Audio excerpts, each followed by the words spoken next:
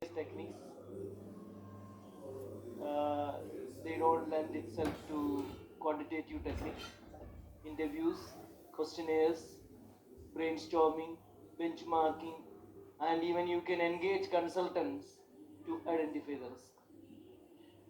Second step is to assess the risk. Risk can be quantified as a product of the severity of consequences and likelihood of its occurrence. Likelihood is the probability.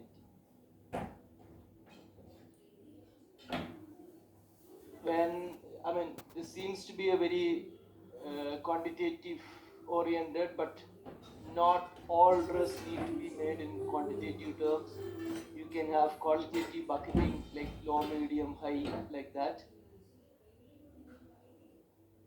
Then the next step is to prioritize risk.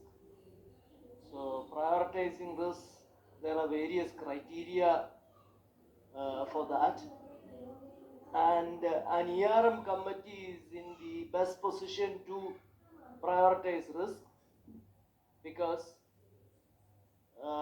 risk, like at whenever you are trying to do something in one area, that can have impact in other areas.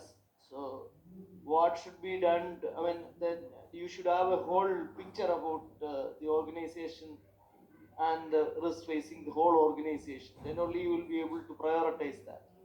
So an ERM committee in the best position to prioritize risk. And there are various criteria for ranking. Let me see, some more people have come.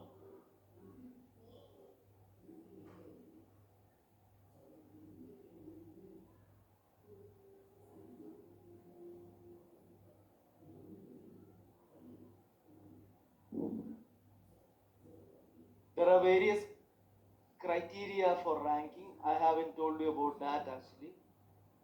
Like risk facing more than one area would be needing more attention than risk facing only one area. Like the complexity, how how the risk is interconnected and affect the other area. So that is one criteria when you go for ranking the risk or the prioritizing risk, which risk should be addressed first. And the velocity, the speed at which the issue will really become worse. The persistence, like once a risk affect the organization, how long will it continue, right?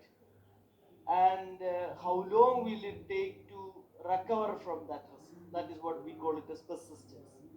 The more time we need to recover from that, the more time the risk will be adversely affecting the organization, the earlier you have to really address that.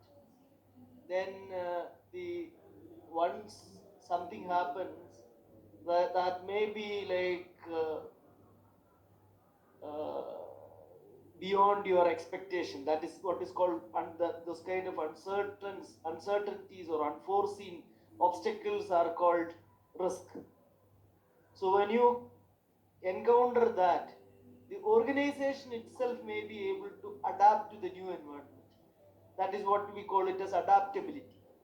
If there is a good amount of adaptability, then probably like you can wait for to see whether it would subside on its own. So adaptability is one criteria for ranking. Less adaptable means you will have to prioritize earlier.